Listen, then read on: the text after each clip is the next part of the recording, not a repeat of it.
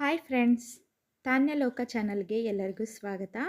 ಇವತ್ತು ನಾನು ಕೋಲ್ಕತ್ತಾದಿಂದಲೇ ವಿಕ್ಟೋರಿಯಾಸ್ ಪ್ಯಾಲೇಸ್ನ ತೋರಿಸ್ತಾ ಇದ್ದೀನಿ. ಅಲ್ಲಿಗೆ ನಾವು ಹೋಗ್ತಾ ಇದ್ದೀವಿ. ನಾವಿರೋದು ಕೋಲ್ಕತ್ತಾದಲ್ಲಿ. ಕೋಲ್ಕತ್ತಾ ಅಂದರೆ ಕೋಲ್ಕತ್ತಾ ಸ್ಟೇಟಲ್ಲಿ ಹಲ್ದಿಯಾ ಅನ್ನೋವಂಥ ಒಂದು ಊರಲ್ಲಿ ನಾವಿರೋದು. ನಾವಿವತ್ತು ಹಲ್ದಿಯಾದಿಂದ ಕೋಲ್ಕತ್ತಕ್ಕೆ ಹೋಗ್ತಾ ಇದ್ದೀವಿ. ಏಕೆ ಅಂದರೆ ನನ್ನ ತಂಗಿ ನನ್ನ ಹತ್ರ ಒಂದು ಸ್ವಲ್ಪ ದಿನ ಇರಲಿಕ್ಕೆ ಅಂತ ಬಂದಿದ್ಲು. ಸೊ ಅವಳಿಗೆ ಕೋಲ್ಕತ್ತಾ ಸುತ್ತಾಡ್ಸ್ಕೊಂಡು ಬಂದ್ರಾಯಿತು ಅಂತ ಹೋಗ್ತಾ ಇದ್ದೀನಿ. ಎಲ್ಲದಲ್ಲೂ ಕೋಲ್ಕತ್ತಾದಲ್ಲಿರುವಂಥ ಎಲ್ಲ ಪ್ಲೇಸಸ್ ನಾನು ವಿಡಿಯೋನ ಮಾಡ್ಕೊಂಡಿಲ್ಲ. ನೆಕ್ಸ್ಟ್ ಟೈಮ್ ನಾನು ಹೋದಾಗ ಖಂಡಿತ ವಿಡಿಯೋ ಮಾಡ್ಕೊಳ್ತೀನಿ.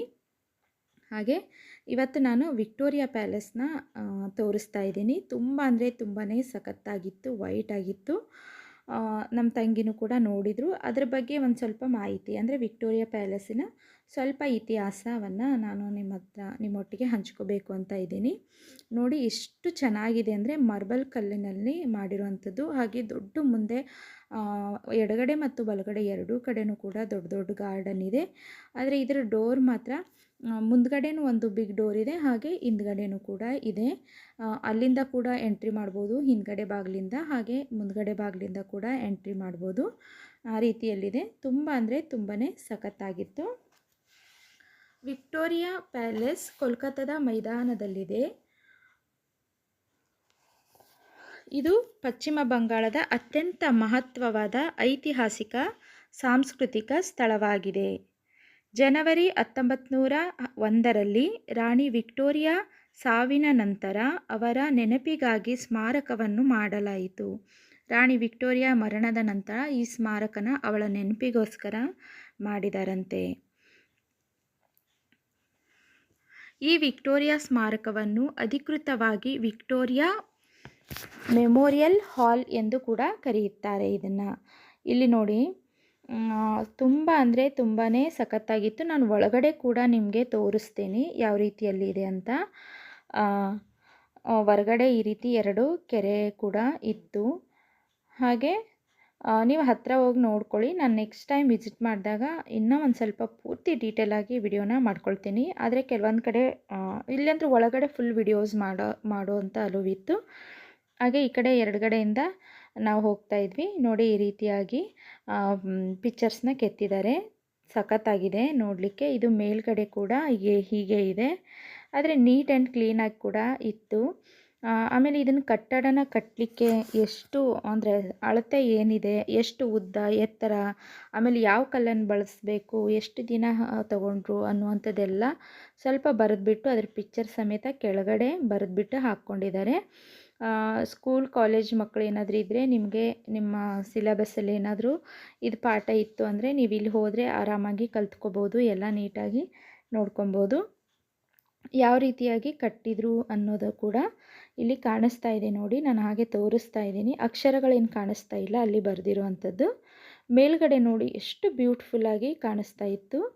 ಈ ರೀತಿಯಾಗಿ ಫುಲ್ ಮೇಲ್ಗಡೆ ಈ ರೀತಿಯಾಗಿದೆ.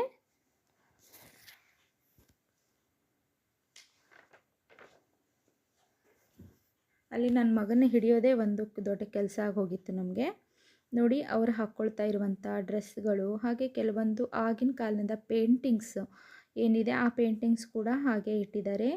ಆವಾಗಿನ ಕಾಲದಲ್ಲಿ ಯೂಸ್ ಮಾಡ್ತಾ ಇರುವಂಥ ಇಕ್ವಿಪ್ಮೆಂಟ್ಸ್ ಏನಿರುತ್ತಲ್ವ, ಅಂದರೆ ಈ ರೀತಿಯಾಗಿ ಗನ್ ಆಗಿರ್ಬೋದು, ಮತ್ತು ಕತ್ತಿ, ಕೆಲವೊಂದು ಏನೋ ಹೆಸರು ನಂಗೆ ಗೊತ್ತಿಲ್ಲ. ಸೊ ಆ ರೀತಿಯಲ್ಲಿದೆ. ಇದು ಒಂದು ಮಾಡೆಲ್, ಅಂದರೆ ಮಾಡೆಲ್ನ ಇಟ್ಕೊಂಡ್ಬಿಟ್ಟು ಇದೇ ರೀತಿಯಾಗಿ ಕಟ್ಟಿಸ್ಬೇಕು ಅನ್ನೋವಂಥದ್ದು ಒಂದು ನಕ್ಷೆ. ಇದನ್ನು ಇಟ್ಕೊಂಡ್ಬಿಟ್ಟು ಈ ಸ್ಮಾರಕನ ಕಟ್ಟಿಸಿದಾರಂತೆ. ನೋಡಿ ಈ ರೀತಿಯಾಗಿ ಒಂದು ಬಿಗ್ ಪಿಕ್ಚರ್ ಇತ್ತು.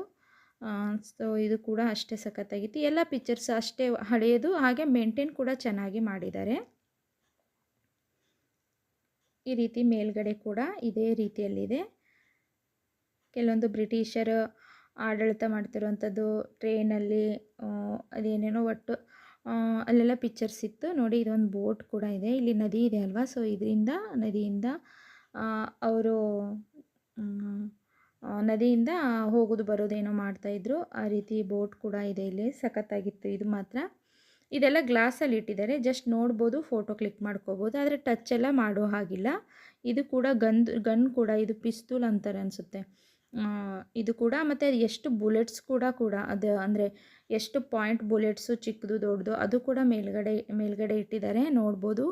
ಮೇಲ್ಗಡೆ. ಆಮೇಲೆ ಮೇಲ್ಗಡೆ ಇನ್ನೊಂದೇನು ಅಂದರೆ ನಿಮಗೆ ತೋರಿಸ್ತಾರೆ ಪಿಕ್ಚರ್, ಅದ್ರ ಇತಿಹಾಸ ಕೂಡ ಅಲ್ಲಿ ಹೇಳ್ತಾ ಇರ್ತಾರೆ. ನೀವು ಬರ್ಕೋಬೋದು, ಹಾಗೆ ನೋಡ್ಕೋಬೋದು, ಕೇಳ್ಕೊಬೋದು ಮೇಲ್ಗಡೆ ಹೋದರೆ. ಅಂದರೆ 2 ಫ್ಲೋರು, 3rd ಫ್ಲೋರ್ ತನಕ ಇದೆ. ನಮಗೆ 1 ಫ್ಲೋರಿಗೆ ಅಲೋ ಇಲ್ಲ, 2 ಫ್ಲೋರಿಗೆ ಅಷ್ಟೇ ಅಲೋ ಇರೋದು. ಜಸ್ಟ್ ನೋಡಿಕೊಂಡು ಬರಲಿಕ್ಕೆ ಅಷ್ಟೇ. ನೋಡಿ ಎಷ್ಟು ಸಖತ್ತಾಗಿ ಕೆತ್ತನೆ ಮಾಡಿದ್ದಾರೆ ಅಂದರೆ, ನೋಡ್ಲಿಕ್ಕೆ ಕೂಡ ಅಷ್ಟು ಉದ್ದದಾಗಿ, ಒಳಗಡೆ ಕೂಡ ಅಷ್ಟೇ ರೌಂಡ್ ಶೇಪಲ್ಲಿದೆ. ಆದರೆ ಇದು ಕಲ್ಲಿಂದ ಏನಿದೆ ಅಲ್ಲ, ಕಲರ್ ಕೂಡ ಅಷ್ಟು ಚೆನ್ನಾಗಿ ಕಾಣಿಸ್ತಾ ಇತ್ತು. ಮೇಲ್ಗಡೆ ಕೂಡ ಪಿಕ್ಚರ್ಸ್ನ ಹಾಕಿದ್ದಾರೆ. ನೀವು ಆಲ್ಮೋಸ್ಟ್ ಅಲ್ಲಿ ಬಂದರೆ ಅಂದರೆ ಈ ಪಿಕ್ಚರ್ಗಳೇನಿದೆ ಅಲ್ವಾ, ಸೊ ಅದನ್ನು ನೋಡಿಕೊಂಡೇ ಇದೇ ಇತಿಹಾಸನ ನೀವು ತಿಳ್ಕೊಂಡು ಬಿಡ್ಬೋದು.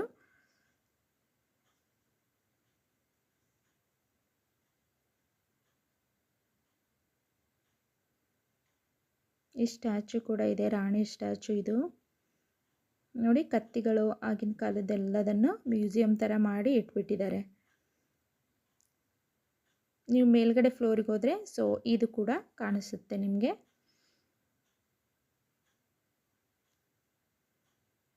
ಇದಿಷ್ಟು ಇಲ್ಲಿ ಇರುವಂಥದ್ದು.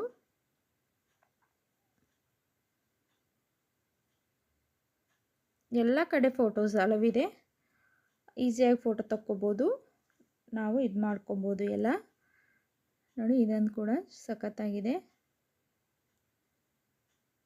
ನಾನು ಅಷ್ಟೇ ನಿಮಗೆ ತೋರಿಸ್ತಾ ಇದ್ದೀನಿ, ನನಗೂ ಅಷ್ಟು ಜಾಸ್ತಿ ಏನು ಗೊತ್ತಿಲ್ಲಲ್ವ, ಸೊ ಅದಕ್ಕೆ ನಾನು ಹೇಳ್ತಾ ಇಲ್ಲ. ಆದರೆ ಯಾವುದು ಕೂಡ ಟಚ್ ಮಾಡೋ ಹಾಗಿಲ್ಲ, ನೋಡ್ಬೋದು ಅಷ್ಟೇ ಎಲ್ಲದನ್ನು ನೀಟಾಗಿ. ಮೇಲ್ಗಡೆಯಿಂದ ನೋಡಿ ಒಂದ್ಸರಿ ವ್ಯೂ ಯಾವ ರೀತಿಯಾಗಿ ಕಾಣಿಸ್ತಾ ಇದೆ ಅಂತ.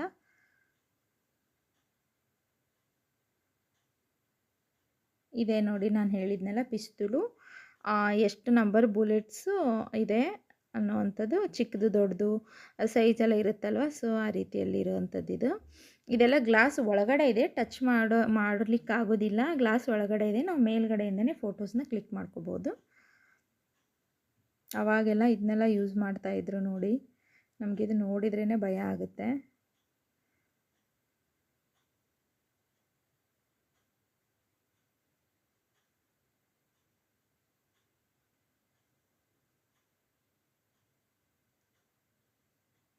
ತುಂಬ ಜನ ನೋಡ್ತಾಯಿದ್ರು ನೋಡಿ. ಹೊರಗಡೆಯಿಂದ ಮೇಲುಗಡೆ ಹತ್ತಿಬಿಟ್ಟು ಹಿಂದ್ಗಡೆ ಮತ್ತು ಮುಂದ್ಗಡೆ, ಇದು ಎಂಟ್ರೆನ್ಸಿಂದ ನಾವು ವ್ಯೂ ನೋಡ್ತಾ ಇರೋದು. ಸಖತ್ತಾಗಿ ಕಾಣಿಸ್ತಾ ಇತ್ತು. ಹಾಗೆ ಫೋಟೋಸ್ ಕೂಡ ತುಂಬ ಸೂಪರಾಗಿ ಬರ್ತಾಯಿದ್ದು. ನಾವು ಕೂಡ ಕೆಲವೊಂದು ಫೋಟೋಸ್ನ ತೆಗೆಸ್ಕೊಂಡ್ವಿ. ಮತ್ತು ನಾನು ಇದೇ ರೀತಿ ಕೋಲ್ಕತ್ತಕ್ಕೆ ಎಲ್ಲಿ ಹೋದ್ರೂ ನಾನು ವಿಡಿಯೋಸ್ನ ಮಾಡಿ